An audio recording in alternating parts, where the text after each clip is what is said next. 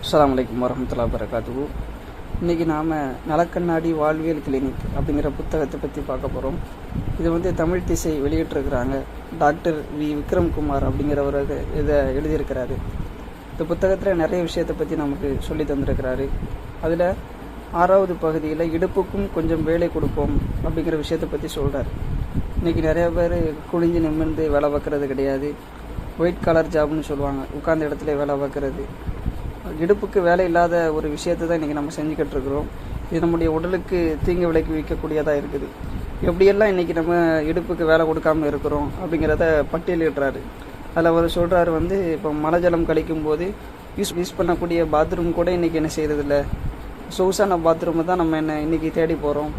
இந்திய கழிப்பறை வந்து வச்சு அமர்ந்த மாதிரி இருக்குது. அது இடுப்புக்கு வேலை கொடுக்குது, அதுதான் உடலுக்கு ஆரோக்கியம் தரும். ஆனால் அதை விட்டுட்டு சொகுசாக மலஞ்சலம் கழிக்கணும் அப்படிங்கிறதுக்காண்டி இன்றைக்கி வெஸ்டர்ன் டாய்லெட்டை நம்ம என்ன செய்கிறோம், அதிகமாக யூஸ் பண்ணுறோம். வயதானவங்க, மூட்டு வலியால் பாதிக்கப்படக்கூடியவங்களுக்கு வந்து இந்த வெஸ்டர்ன் டாய்லெட் வந்து ஒரு வரப்பிரசாதம். ஆனால் எல்லாருமே அதை என்ன செய்யக்கூடாது, பயன்படுத்தக்கூடாது. சிறுவர்கள், உடல் ஆரோக்கியமாக இருக்கக்கூடியவங்க அதை பயன்படுத்தினோம்னா நம்முடைய உடல் என்ன செய்யும், பலகீனம் அடைஞ்சிடும், உடல்நலம் கேடு ஆயிரும் அப்படிங்கிறத அவர் தெளிவுபடுத்துகிறாரு. அதே மாதிரி குளிக்கும்போது கூட நம்ம குனிஞ்சு நிமிர்ந்து தண்ணியை மெத்தி மேலே ஊற்றுற மாதிரி இருக்கணும். ஆனால் இன்றைக்கி அதை கூட செய்யாமல் ஷவர் பாத் வச்சுக்கிட்டு அதில் குளிக்கக்கூடிய ஒரு பழக்கம் இருக்குது. நம்ம திறந்து விட்டால் போதும், மேலே வந்து தண்ணி விழும், குனிஞ்சு நிமிர வேண்டிய அவசியம் இல்லை என்கின்ற வகையில் தான் இன்றைக்கி குளிப்பு நமக்கு இருக்குது. இதுவும் நம்முடைய உடலை என்ன செய்யும், இருக்கக்கூடியதாக இருக்குது. அதே மாதிரி பள்ளிக்கூடத்தில் கூட பிடி பீரியட் வச்சுருப்பாங்க, விளையாட்டு பீரியடு அப்படின்னு வச்சுருப்பாங்க. அதில் நம்ம கண்டிப்பாக என்ன செய்யணும், நம்முடைய பிள்ளைகள் வந்து விளையாடக்கூடியதாக இருக்கணும். அதுலேயும் நம்ம என்ன செஞ்சிடக்கூடாது, படிப்பு தான் முக்கியம், விளையாட்டு தேவையில்லை என்று இருந்தோம் அப்படின்னா நம்முடைய உடலுக்கு என்ன செய்யும், அது பாதிப்பு அமைஞ்சிடும். கல்வி எந்த அளவுக்கு முக்கியமோ அதே மாதிரி நம்முடைய உடல் ஆரோக்கியமும் நமக்கு ரொம்ப ரொம்ப முக்கியம். கல்வியை தாண்டியும் ஒரு பெரிய உலகம் இருக்குது அப்படிங்கிறத அவர் என்ன செய்கிறாரு, தெளிவுபடுத்துகிறாரு. இன்னொரு விஷயம் சொல்லும்போது, சாப்பிடும்போது கூட இன்றைக்கி என்ன செய்கிறாங்க, நாற்காலியில் உட்காந்து டேபிளில் வச்சு சாப்பிட்ற மாதிரி ஒரு வழக்கத்தை வச்சுருக்கிறாங்க.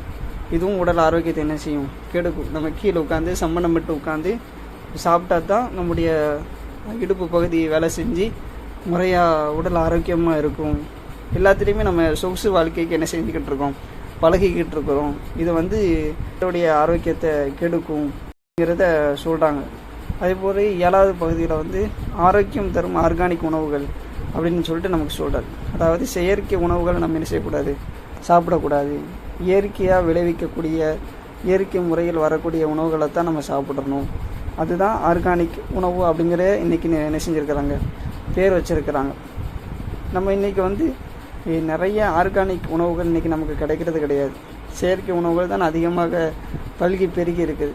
அதுக்கு 2 விதமான காரணத்தை சொல்கிறார். ஒன்று, அதிகமான விளைச்சலை தேடி நம்ம போனதுனாலையும் அதிக லாபத்தை நோக்கி நம்ம போனதுனாலையும் தான் நம்ம இயற்கை என்ன செஞ்சிட்டோம், தொலைச்சிட்டோம். அதாவது கிடையாது, இதுக்கு முன்னாடி 6 மாதத்துக்கு ஒருக்கா தான் விளைச்சல் இருக்கும். ஆனால் இன்றைக்கி 3 மாதத்துக்கு ஒருக்கா, 2 மாதத்துக்கு ஒருக்கா, அந்த மாதிரி சீக்கிரம் நமக்கு கிடைக்கணும் அப்படிங்கிற ஒரு அவசரம். அதே மாதிரி நிறைய லாபம், அதை எதிர்பார்த்து வரக்கூடிய பேராசை. இந்த பேராசையும் அவசரமும் சேர்ந்து நம்முடைய இயற்கை விஷயத்தை என்ன செஞ்சிருச்சு, அழிச்சிருச்சு. அதனால தான் காந்தி ஒரு இடத்துல சொல்லும்போது கூட, இயற்கை வந்து அனைவரின் தேவைகளையும் பூர்த்தி செய்யக்கூடியது, ஆனால் பேராசையை தவிர அப்படின்னு சொல்லியிருக்கிறாரு. அப்படிங்கிறத அழகான முறையில் மேற்கோள் காட்டியிருக்கிறாங்க இந்த புக்கிட்ட. இப்போ நம்ம இயற்கையான உணவை தேடி உண்ணும்போது தான் நம்முடைய உடல் என்ன செய்யும், ஆரோக்கியமாக இருக்கும். முன்னாடிலாம் யாருக்கோ ஒரு ஆளுக்கு தான் புற்றுநோய் அப்படிங்கிற ஒரு விஷயம் இருந்தது. அது இன்றைக்கி வீட்டுக்கு வீடு புற்றுநோய் ஆக்கிரமிச்சிருக்குது. நீரிழிவு நோய் இருக்குது, இரத்த அழுத்தம் இருக்குது, மனநோய் இருக்குது. இப்படி நிறைய நோய் வந்து எல்லா வீடுகளிலும், நோய் இல்லாத வீடுகளே இல்லை அப்படிங்கிற அளவுக்கு நோய் பல்கி பெருகி இருக்குது. இது நீங்கள் கொஞ்சம் கவனித்து பார்த்தீங்களா? இதுக்கெல்லாம் காரணம் நம்ம செயற்கை உணவு உண்பது தான் அப்படின்னு சொல்கிறார். அது மட்டும் இல்லாமல் அவர் முக்கியமான ஒரு விஷயத்தை என்ன சொல்கிறாருன்னா, அடுத்த தலைமுறைக்கு ஆரோக்கியமான உணவியலை சொல்லி கொடுத்து அவர்கள் நோயின்றி வாழ்வதற்கான வழிவகையை ஏற்படுத்தி கொடுக்கும் பொறுப்பு இப்போது இருக்கும் தலைமுறைக்கு கட்டாயமாக இருக்குது அப்படின்னு சொல்கிறார்.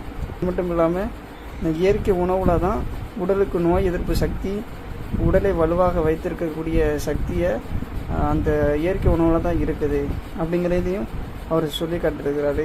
அதனால் யாருடைய வீட்டில எல்லாம் இடம் இருக்குதோ அங்கெல்லாம் செடி கொடிகள் மரங்கள் காய்கனிகளில் விளைவிக்கக்கூடிய வகையில் இருந்தால் அவங்க கட்டாயமாக இயற்கை உணவுகளை விளைவிக்கிறதுக்கான ஏற்பாடுகளை என்ன செய்யுங்க. இயற்கை முறையில் விளைந்த அரிசியை நிறம் என்ன செய்யும், கொஞ்சம் பழுப்பு நிறமாக இருக்கும். ஆனால் இன்றைக்கி எல்லாருமே என்ன செய்கிறோம்னா பளபளப்பை எதிர்பார்க்குறோம், நல்லா வெள்ளை வெள்ளைன்னு இருக்கணும்னு எதிர்பார்க்குறோம். இப்படி பளபளப்பாக வெள்ளை வெள்ளைன்னு இருக்கக்கூடிய அரிசி சத்து இல்லாத அரிசி. ஏன்னா இதை பட்டை திட்டுவாங்க, பட்டை திட்டி இருக்கக்கூடிய சத்து எல்லாத்தையும் என்ன செஞ்சிடுவாங்க, எடுத்துருவாங்க. ஆனால் பார்க்குறதுக்கு நல்ல பளபளப்பாக இருக்கும். நல்ல கலரை வச்சு முடிவு பண்ணிடக்கூடாது. எது நமக்கு சத்துள்ள பொருளோ அதை சாப்பிடக்கூடியவங்களாக இருக்கணும். இயற்கை முறையில் விளைந்த அரிசியை சாப்பிட்டா தான் நம்ம உடையில என்ன செய்யும், ஆரோக்கியமாக இருக்கும். செயற்கை முறையில் பட்டை தீட்டின அரிசியில் அந்தளவுக்கு சத்துக்கள் இருக்காது. அதனால் நம்ம சத்துள்ள உணவை சாப்பிட்டா தான் நம்மளுடைய உடல் ஆரோக்கியமாக இருக்கும் அப்படிங்கிறத இந்த புத்தகத்தில் என்ன செய்கிறாங்க, தெளிவான முறையில் புரிய வைக்கிறாங்க. இந்த மாதிரி நிறைய விஷயங்கள் இந்த புத்தகத்தில் இருக்குது. அதனால் இந்த புத்தகத்தை வாசிப்பது ரொம்ப ரொம்ப பயனுள்ளதாக இருக்கும்.